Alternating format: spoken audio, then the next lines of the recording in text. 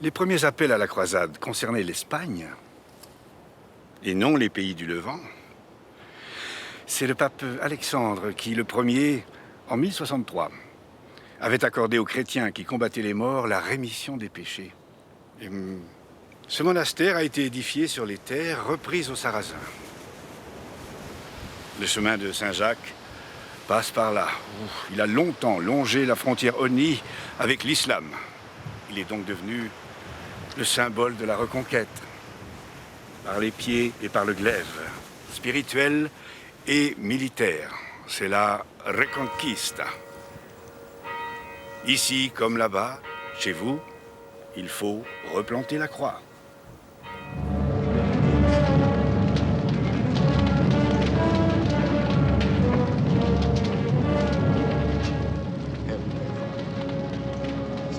Father, here, come.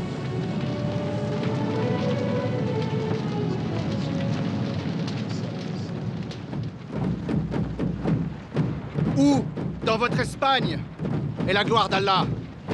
Quand on parle de vous, on parle de poètes, de musiciens, de docteurs, de savants. Où sont vos guerriers? Vous osez vous appeler fils du prophète? Vous êtes devenus des femmes. Les infidèles vivent sur vos frontières. Poussez-les à s'entretuer quand ils seront épuisés. L'empire du seul Dieu, le vrai Dieu, Allah, s'étendra au monde entier.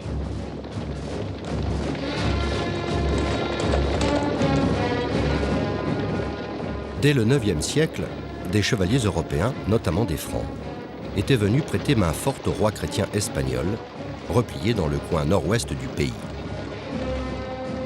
Bien avant la prise de Jérusalem par les croisés, des villes espagnoles avaient été reprises aux Arabes, puis reperdues. Chez les Espagnols, un esprit de division comparable à celui des Arabes face aux croisés au Proche-Orient a longuement compromis une vraie reconquête.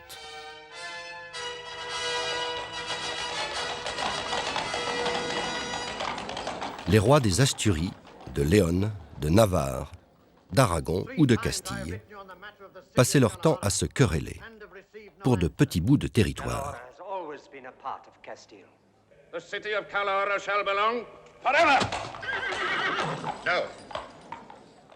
À tel point qu'ils en oubliaient la menace des morts. Les rois d'Espagne finissent par admettre qu'ils vont être submergés par un déferlement des morts. La peur étant bon conseillère, ils s'unissent enfin. Une reconquête définitive sur les Arabes commence alors, aussi inexorable que la reconquête du Proche-Orient par les premiers croisés.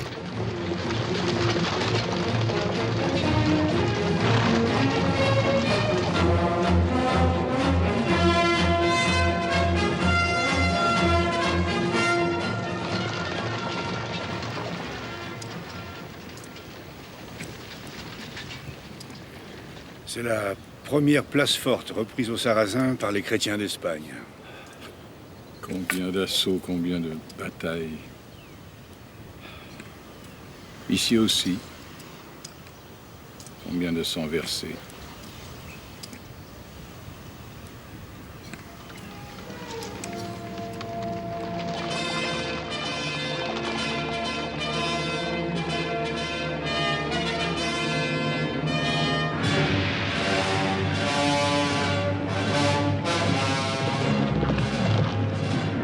Avila est reprise, puis Valence.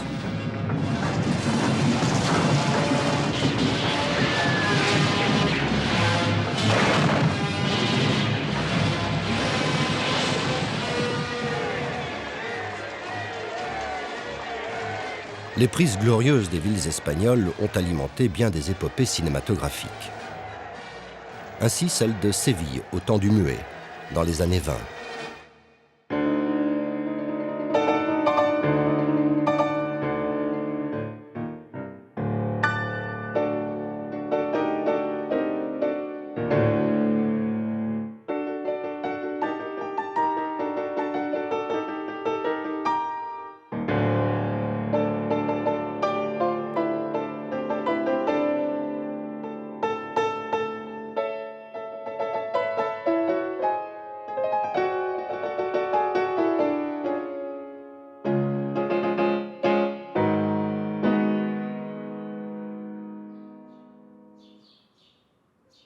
Tolède tombe, puis ce sera le tour de Cordoue, la capitale.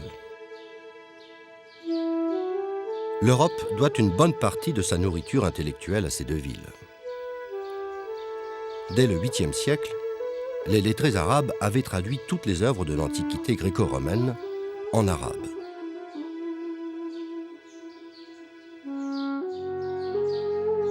À Tolède et Cordoue, ils les retraduisaient de l'arabe en latin pour les vendre aux chrétiens d'Occident. C'est la diffusion de ces traductions à travers l'Europe qui a permis son réveil intellectuel, le bourgeonnement de la scolastique et des universités, comme la Sorbonne à Paris. C'est la transmission du savoir que détenaient les Arabes qui permettra la Renaissance.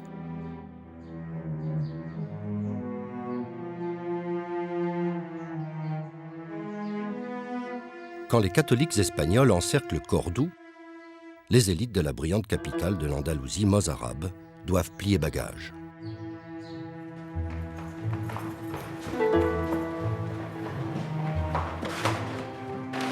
Mathématiciens et médecins, poètes et philosophes emportent ce qu'ils peuvent de leurs précieux livres.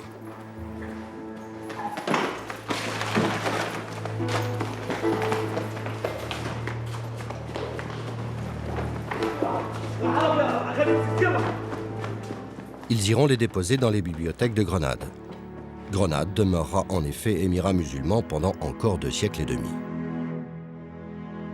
Quand les Espagnols finiront par expulser définitivement les Arabes hors d'Espagne en 1492, les barons et l'archevêque brûleront leurs livres, comme l'ont fait les croisés au Proche-Orient.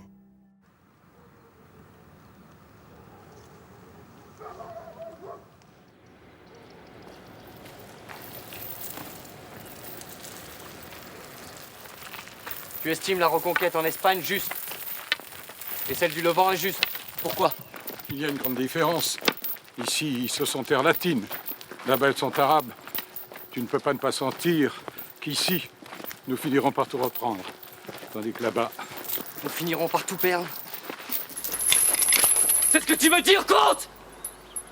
Tu nous as abandonnés alors que nous avons besoin de toi. Je suis resté là-bas 3 ans. Avec quelques autres pensants comme moi, j'ai essayé de trouver des arrangements avec des émirs pour rendre meilleure la vie entre chrétiens et islamiques. Pour gens comme toi, Renaud, j'ai été considéré comme traître. Des hommes du roi sont venus m'arrêter. Je me suis enfui. En tuant un soldat, un croisé, un vrai, un pur. Et cela, je ne me le pardonne pas. C'est pour ça que tu t'es enchaîné à moi? Pour te laver de ton crime? Pour tes indulgences? Tu as si peur de Lucifer, comte Hugues? Oui, j'ai peur. J'ai peur de lui, très peur. Allez! Allez!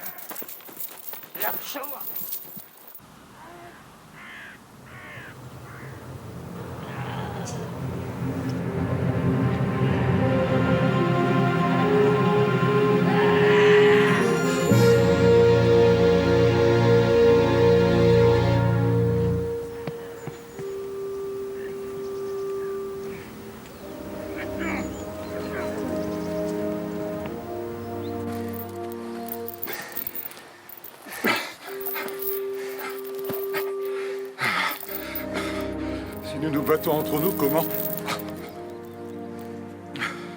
comment empêcher des Saladins de nous expulser? Oh, foutre Dieu. Allez! La reconquête des territoires arabes en Espagne par les chrétiens a été parallèle à la reconquête des territoires des croisés par les musulmans. Après la première croisade, les Francs avaient eu la part belle, parce que les musulmans étaient divisés. Puis cela a changé.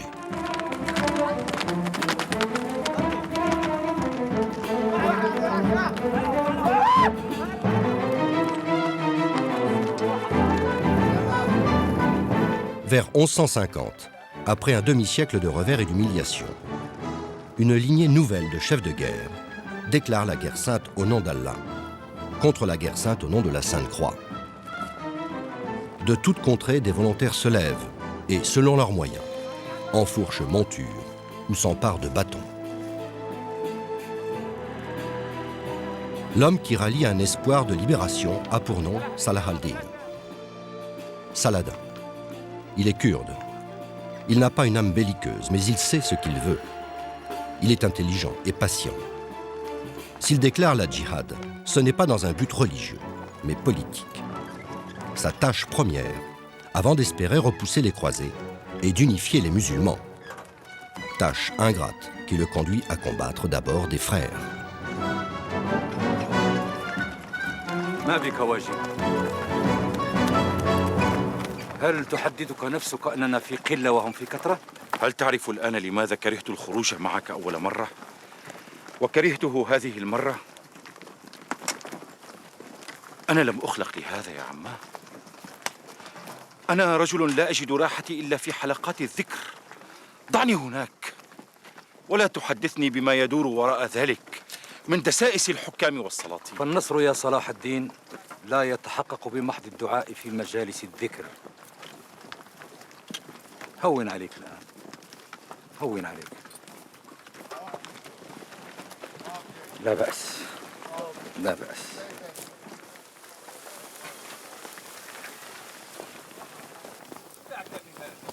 والله ما انطلق عليك، والله كم أتعجل الوصول، والله لهممت ألا أتوقف حتى نصل لولا الرفق بأمثالك. وقد قيل الضعيف أمير الركب.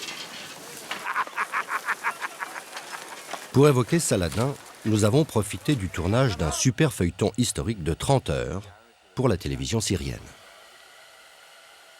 L'acteur qui joue Saladin, en bon acteur qu'il est Saladin. لأنه لو قلت لك الإنجاز الديني لكنت غلطان، لأنه هاي البلاد بيسكنها مسلمين وبيسكنها مسيحيين. هاي البلاد هي اللي خلق منها المسيح وخلق منها محمد. هاي البلاد هي اللي هي اللي بنت الكنيسة وهي اللي بنت المسجد. هاي البلاد هي اللي طلع منها بولس الرسول. أنا لا أحب أن أتكلم عن مسيحيين وإسلام، أحب أن أتكلم عن محتلين ومحتلين. الفرنجة هم غرباء وهم محتلين. كانت عم تضع الصليب في واجهة هذه الحرب كمحاولة لتبرير الحرب أخلاقيا، إلا أنه هي كانت حرب غير أخلاقية، وبالتالي كانت خلافاتهم على الذهب والأرض والألقاب، وليست حقيقة وليس الموضوع موضوع الصليب والموضوع الديني الذي يمكن أن يوحدهم.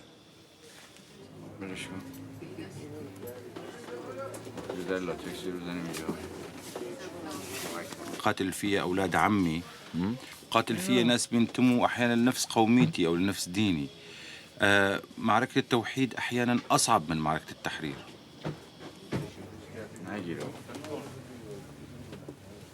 We will win or we will vanish. Religion is used as a fire, as a fuel, if you like, to create this fire. It's all about whose home this land. 3 2 السلام على إخواننا أهل الشام. وعليكم السلام ورحمة الله. دماؤنا ليست أزكى من دمائكم، ولا أنتم أشد عزيمة منا. ننتصر بكم وتنتصرون بنا، أو نموت معا. فنحن لا نريد إلا من مصر إلا منع الفرنجة عنها، ولا نريد منها شيئا آخر.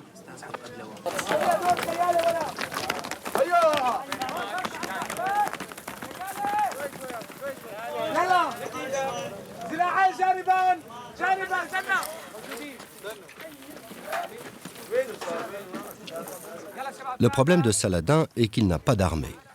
Les troupes des sultans ou des émirs étaient composées de mercenaires pour qui guerroyer n'avait qu'un but, ramasser du butin. C'est ainsi qu'ils étaient payés.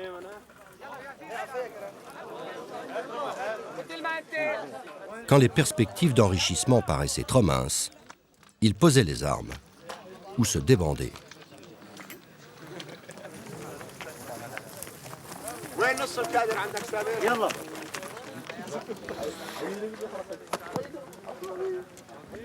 Saladin va devoir se bâtir une armée avec des paysans, des volontaires sans expérience. Toute proportion gardée, cela ressemble un peu à ce qu'est la mise en place de scènes de centaines de figurants dans un film à grand spectacle.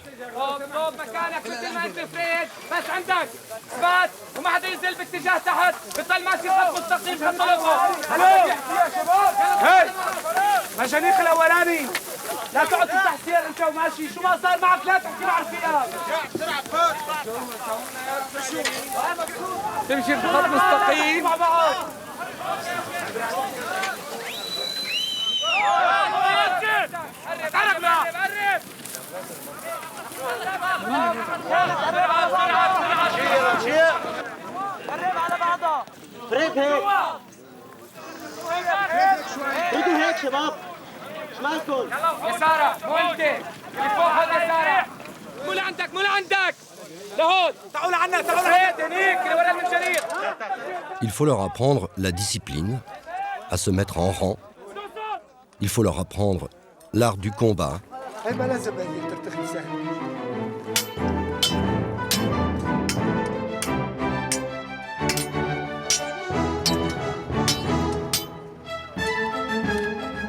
Il faut leur enseigner le maniement ô combien délicat des machines de guerre.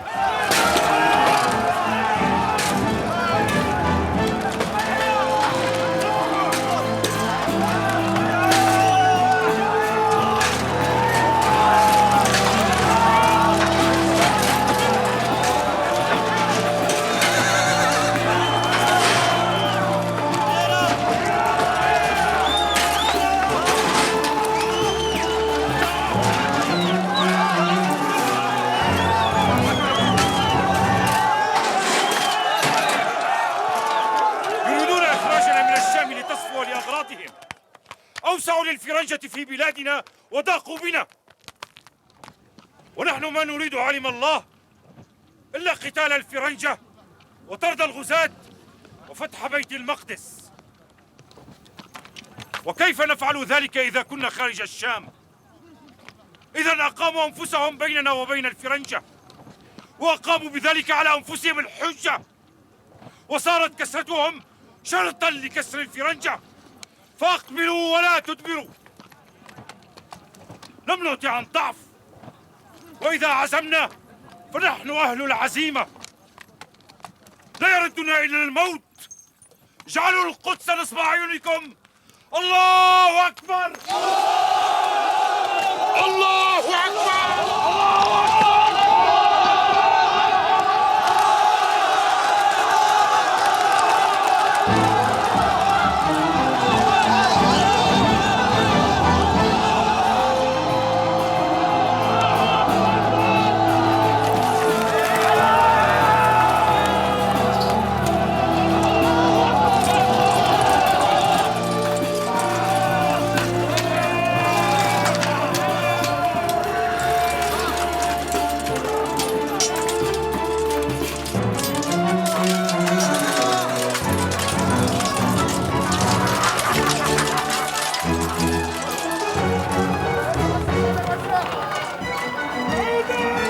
Après 10 années de bataille contre ses frères de race ou de religion, Saladin a finalement réussi à les coaliser contre l'envahisseur.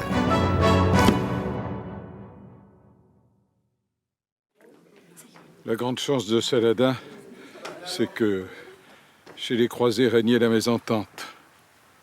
Mon oncle m'a raconté. Le roi de Jérusalem était entouré d'intrigues, des histoires de mariage, d'héritage, de coucherie surtout. Il était lépreux, je crois. Oh, le pauvre. Il avait été mis sur le trône par sa mère, une dépravée. Personne ne tenait vraiment les rênes du pouvoir. Saladin a su en profiter. Les croisés, désunis et peu nombreux, amollis par des décennies de vie de château, aveuglés par leur arrogance face aux troupes de Saladin, foncent à la catastrophe. Saladin les a attirés dans un piège. Ils subissent une terrible défaite à Hattin, où la soif les a davantage terrassés que le courage de leurs adversaires.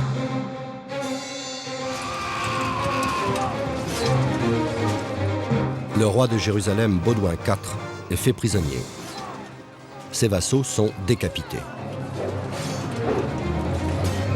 Saladin n'a plus qu'à reprendre Jérusalem.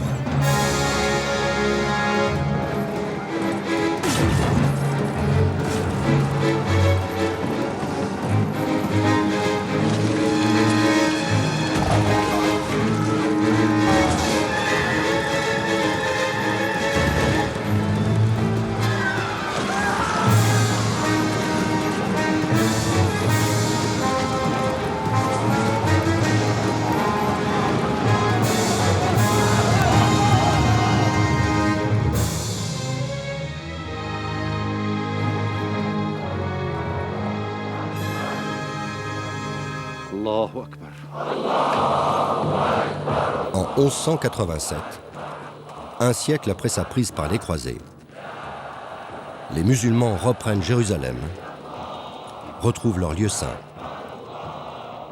et leur dignité.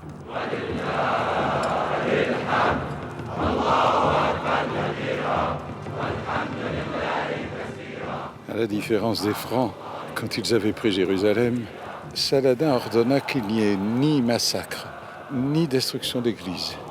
C'est en payant rançon que les chrétiens furent épargnés. Saladin permit aux pauvres de partir sans payer. Il fit cela pour s'inscrire dans la légende d'un islam miséricordieux. Tu peux le penser, Renaud. Il a quand même fait preuve de grandeur d'âme.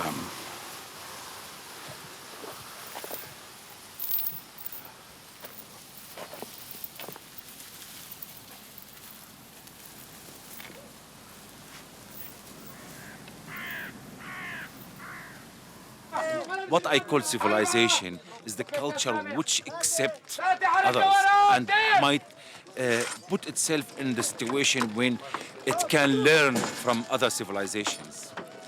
So you don't learn from somebody who is behind you. You learn from somebody who is in front of you. That's why the Christians learned from the Arabs For you, at that time. The Christians were barbarians. Yes, of course, because they were. They were. Not the Christians in general. I'm not talking about the Franja, the people who conquered. When you are coming from another country, whatever your religion is, you can't stay in somebody else's country forever. Even the Arabs stayed in Spain 8 centuries, and they had to leave. After a long time, they had to leave because it's not their country. L'œuvre de Saladin ne lui survivra pas. Après sa mort, son royaume est morcelé entre ses fils. Les Arabes vont retomber dans leurs éternelles divisions, alors que de nouvelles générations de croisés partent pour tenter de reprendre Jérusalem. Pour l'aristocratie européenne, l'Orient est devenu le grand business de l'époque. Des rois en prennent la tête. Des rois peuvent consacrer à leurs expéditions tous leurs trésors. Ils louent des flottes aux Génois et aux Vénitiens, afin de gagner le Levant par la mer. C'est infiniment plus rapide. C'est ainsi qu'en 1189, assoiffé de gloire, débarque en Terre Sainte le roi franc Philippe Auguste, l'Anglais Richard Cœur de Lion,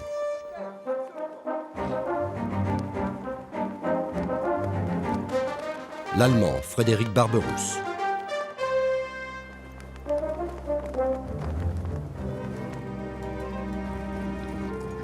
puis en 1217, les rois de Hongrie et d'Autriche. En 1228, Frédéric II, roi de Naples et de Sicile. Saint-Louis en 1248. Ces nouvelles croisades piétinent, traînent, s'égarent, échouent.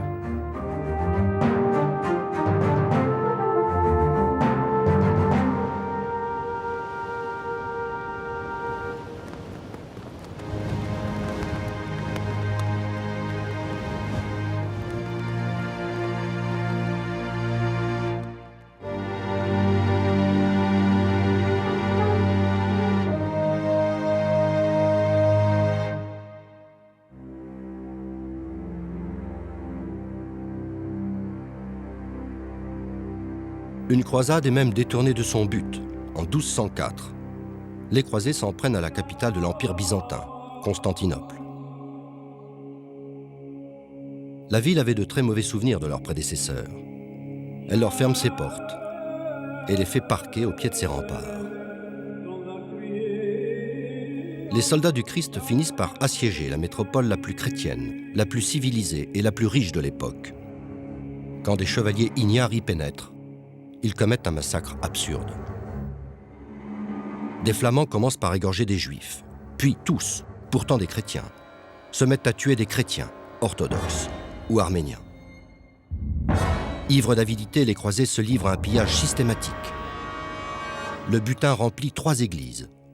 Meubles et sculptures, objets précieux et reliques, ensuite expédiés en Occident. Au lieu de poursuivre jusqu'en Terre Sainte, les croisés s'arrêtent là. Ils se taillent des principautés dans le manteau du vieil empire grec. Byzance est abolie pendant 60 ans. Byzance la chrétienne est la grande victime des croisades. Entre le monde catholique romain et le monde chrétien orthodoxe, le fossé ne sera plus jamais comblé.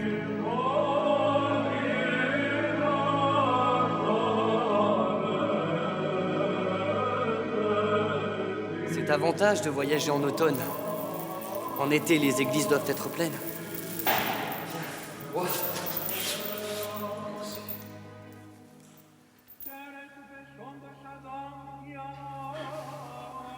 Moi, je t'aime et toi, tu ne m'aimes pas. Je te comprends, rassure-toi. Mais tu es capable de commisération. Tu es sur la voie de la rédemption. En appliquant les principes évangéliques de compassion, de charité, de pauvreté, toi et les poulains pourriez coexister avec les Arabes. Sinon... Se peut-il que Dieu abandonne ses fils? Nous reversons ces avertissements. Le recul des chrétiens est signe d'affaiblissement de la foi. Mais l'objet de notre présence là-bas est-il juste? Ne pourrait-on pas laisser la garde des lieux saints à ceux à qui cette terre appartient depuis des siècles? Qu'importe les vieilles pierres, la vraie Jérusalem n'est pas terrestre. Elle est céleste. Sa place est dans nos âmes.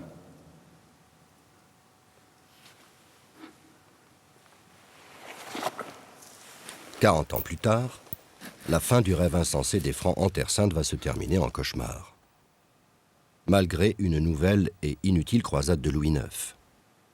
Au cours de la 8e et dernière croisade, en effet, Saint-Louis et nombre de ses soldats meurent de maladie en chemin devant Tunis. En 1291, près de 2 siècles après leur irruption, après un siècle de reconquête arabe, les Francs sont définitivement rejetés à la mer.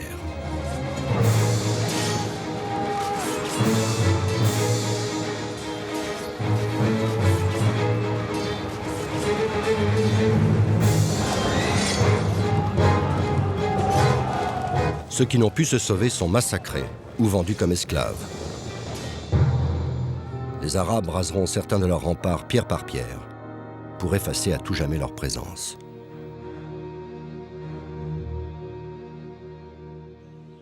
Cet ultime succès marque en même temps la fin du miracle arabe. Les invasions mongoles seront bien plus ravageuses que celles des croisés. Un monde arabo-musulman assommé va entrer dans une longue période de décadence avant d'être avalé, en même temps que Byzance, par les Turcs ottomans.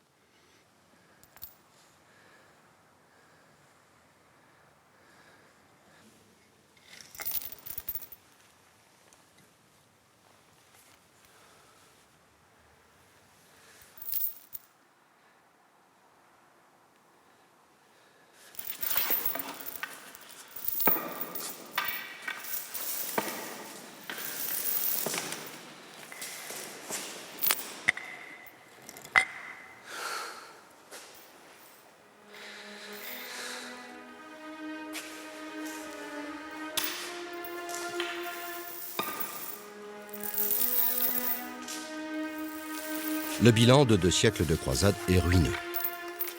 Le coût global en vie humaine affligeant. Le royaume franc a perdu au Proche-Orient la fine fleur de sa chevalerie. Il le paiera cher lors de la guerre de 100 ans contre les Anglais. Le très mauvais souvenir que l'Occident chrétien a laissé au Proche-Orient se paye encore aujourd'hui. Et il n'en a quasiment rien rapporté. C'est en Espagne que l'Occident a su s'imprégner du meilleur de la civilisation arabe. Dans les royaumes francs du Levant, il n'y a guère eu d'osmose. Les Arabes, eux, n'ont pas su s'imprégner du meilleur du renouveau de l'Occident. À l'époque des croisades, leur civilisation s'est sclérosée. Par contre, l'expansion de l'islam, en tant que religion, s'est poursuivie.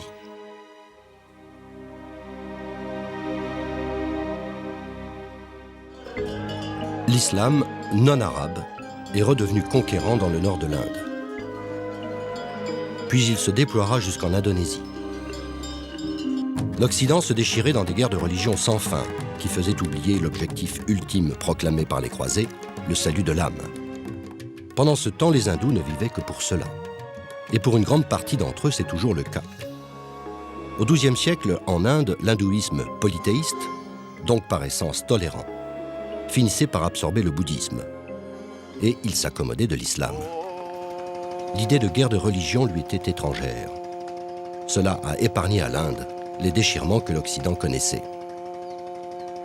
À Bénarès, la ville la plus sainte de l'hindouisme, au bord du Gange sacré, les rites sont éternels. Depuis 800 ans, ils n'ont pas changé dans l'esprit, à peine dans la forme. Afin d'accéder au salut, l'hindou demeure prêt à livrer son corps au fleuve et son âme aux forces divines de la nature.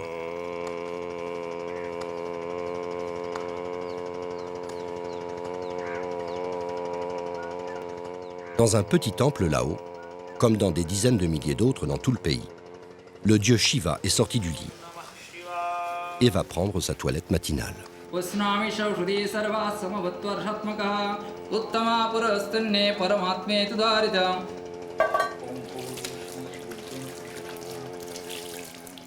La divinité est symbolisée par son lingam, c'est-à-dire un phallus, planté dans un noni, c'est-à-dire un vagin. Toute une ribambelle d'autres petits Shivas font aussi leurs ablutions.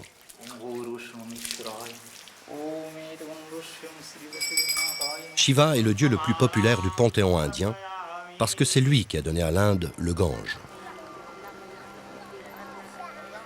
Le grand fleuve nourricier a coulé de sa chevelure lorsqu'il se l'est lavé dans la grotte himalayenne où il réside avec sa cour.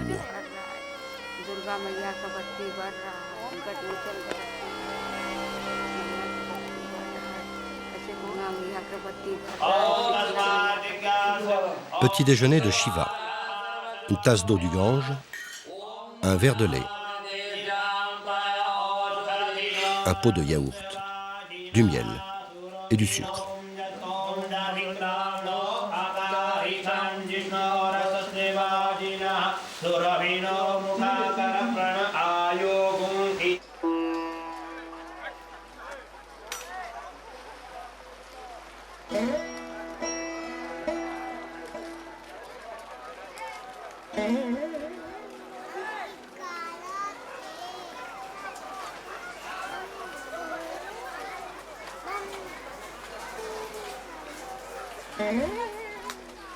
How do you feel?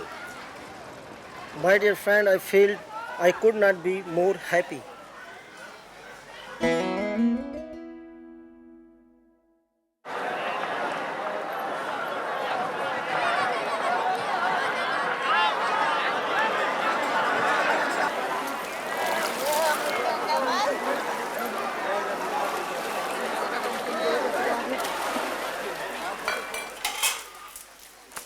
Shiva est lustré au beurre avant d'être maquillé.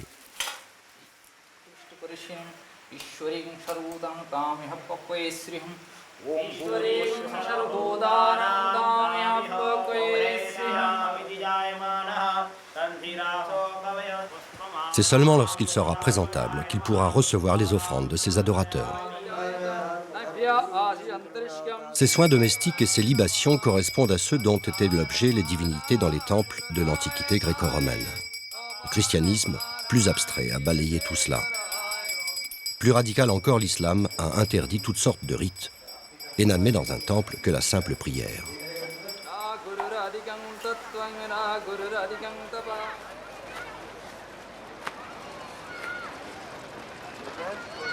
Voir Bénarès et mourir. Nulle ville au monde ne mérite mieux le mot, car il s'agit bien d'y mourir. Y mourir définitivement pour échapper enfin à cette vallée de larmes qu'est l'existence terrestre. Pour les hindous, la vie est souffrance. Et cette souffrance est sans fin, puisqu'ils croient en la réincarnation. Si l'on meurt sale, on peut renaître dans une caste inférieure ou la plus basse, celle des intouchables, des très pauvres, voire en chèvre, en vache, en chien ou en rat. Si l'on meurt propre, on peut renaître plus riche, plus intelligent, dans la classe supérieure des brahmanes. Si l'on meurt en haut de l'échelle des mérites, on peut enfin gagner définitivement le ciel. Or, mourir à Bénarès, après s'être purifié dans les eaux du Gange, permet de mettre fin au cycle douloureux des renaissances.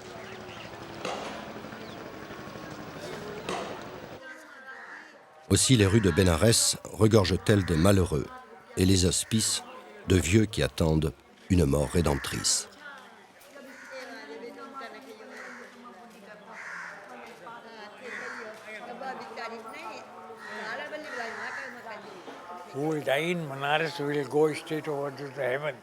Qui meurt à Bénarès va direct au ciel. C'est pourquoi les gens viennent mourir ici. Mon père a voulu mourir ici et je l'ai amené. Ça fait 25 ans que je suis là.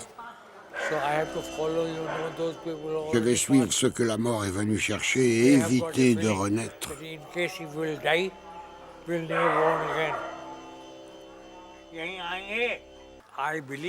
Je crois en la réincarnation. Ici, vous pouvez y mettre fin.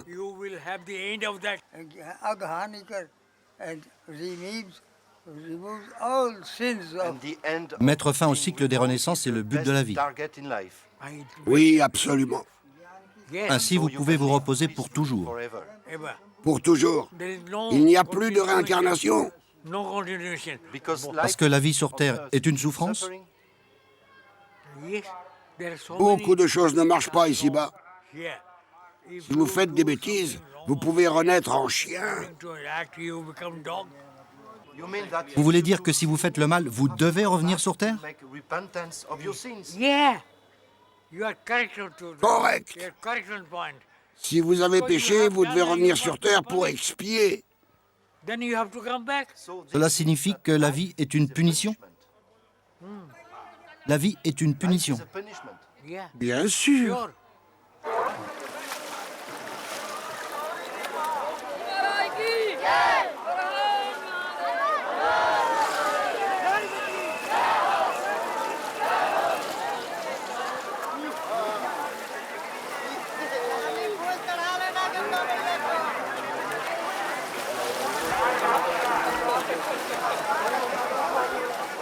Dévotion de tout un peuple, toute classe sociale confondue. Unanimité millénaire, la foultitude d'1 milliard d'habitants en plus. Inde éternelle, obtuse à l'athéisme, étrangère aux agnostiques, ouverte à toutes les religions.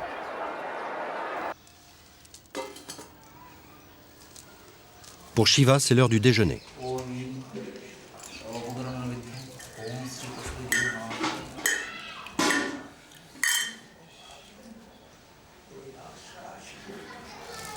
Om Brahma Arpanam Brahma Vibrahmagno Brahmanavutam Brahmaiva Tena Gantibam Brahma Karma Samadhina Om Namah Parvati Pate Hara Hara Mahadev.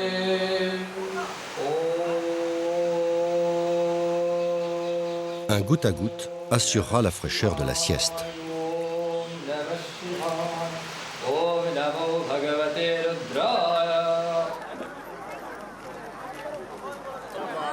Et l'on voit des pauvres donner à plus pauvres qu'eux.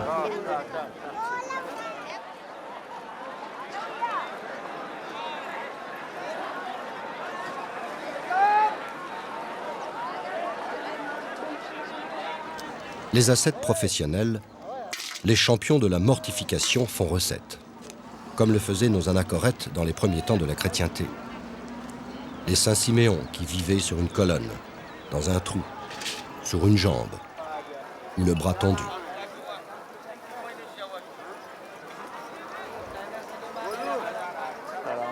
Celui-ci a fait vœu de répéter toute sa vie le même mot, Sitaram, qui signifie béatitude.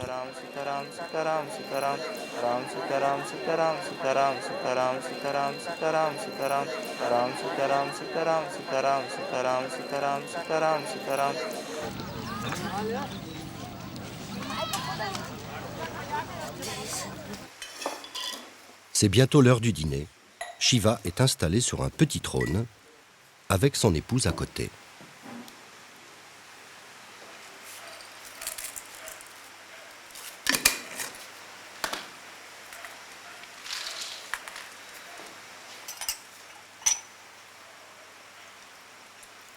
Shishwaham Shikaya Vosham Om Netratraya Vosham Taratarapishtaghangsraya Bhat Om Akannam Shachidhanandam Avang Manusha Gochanam Atmanam Kulidhamastra Shridhi Om Namah Shivaya Namaha Namah Shivaya Sambhaya Haraye Paramatmane. Ce culte si simple, si familier et tellement humain n'a jamais cessé d'être populaire en Inde.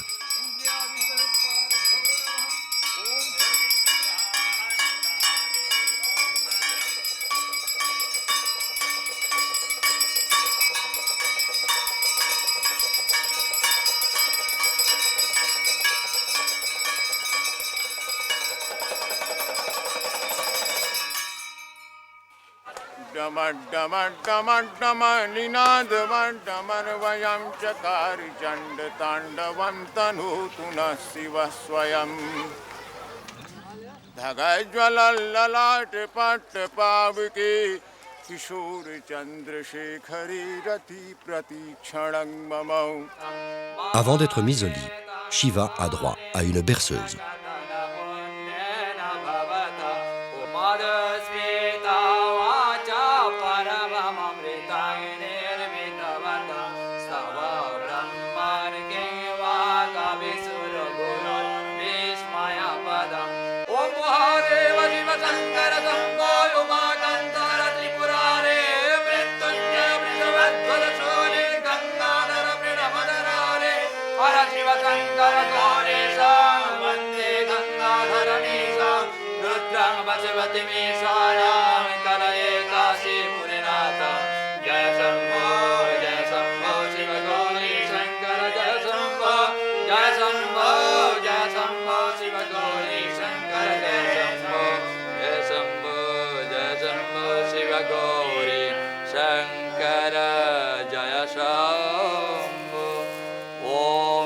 Parvati Pate Hara Hara Mahadev.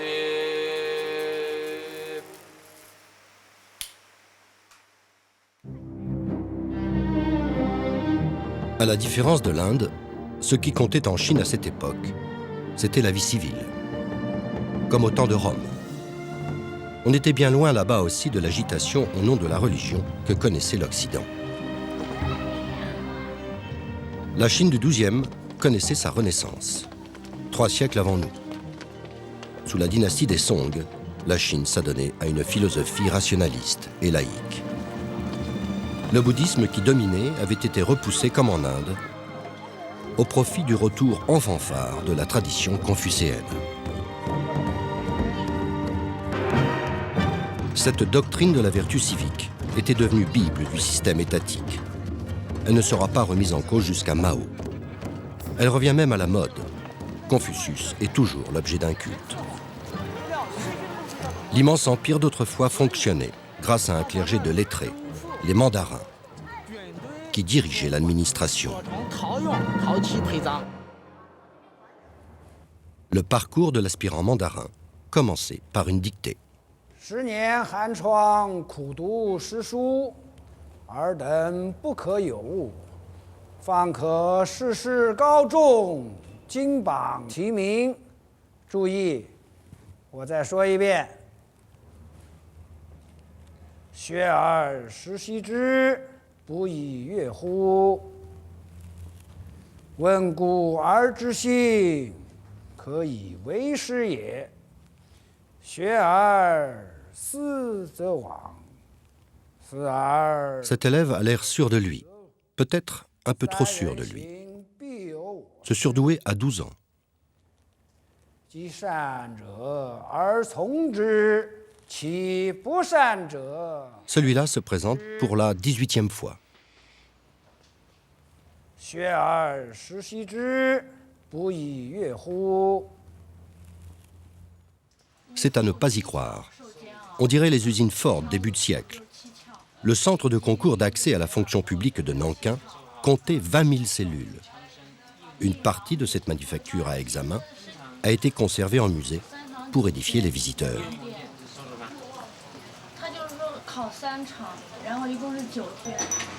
Le concours durait 3 jours d'affilée. Les candidats mangeaient et dormaient dans leurs cellules. L'épreuve reine portait sur un texte de Confucius qu'il fallait analyser et commenter.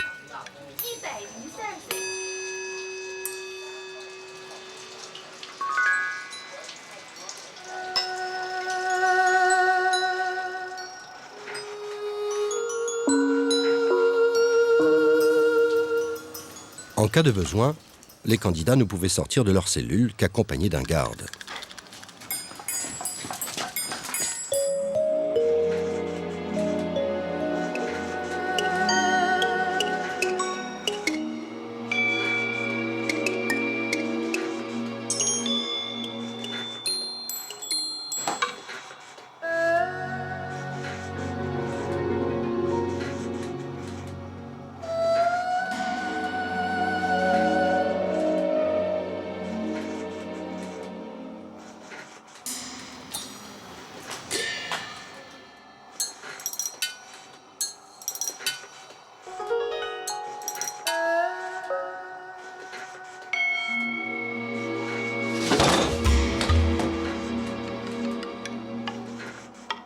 Un tricheur célèbre avait recopié les entretiens de Confucius avec un poil de moustache de rat.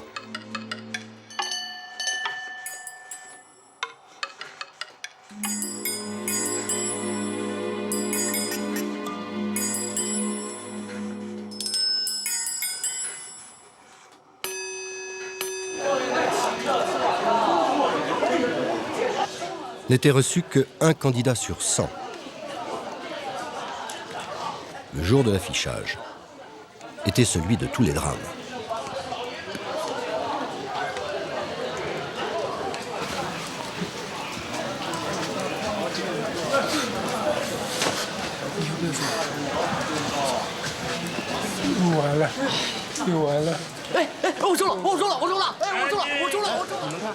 Les heureux élus deviendront les fonctionnaires dévoués du Fils du ciel, les experts comptables du pays des innombrables, les jacobins vertueux de l'Empire du Milieu. Les mandarins étaient l'armature de l'explosion créatrice que vivait la Chine au XIIe siècle. C'était l'époque des grandes inventions, la poudre, la boussole, l'horloge. Elle confortait l'avance de la Chine sur un Occident empêtré dans ses guerres de religion. Ces fonctionnaires qui vouaient leur vie au service de l'État devaient finir par jouer un rôle pernicieux. La Chine officielle allait devenir l'empire des technocrates, le pays de la pensée unique. Cela finira par figer sa brillante civilisation, au moment où, 3 siècles plus tard, la Renaissance redonnera à l'Occident la prédominance.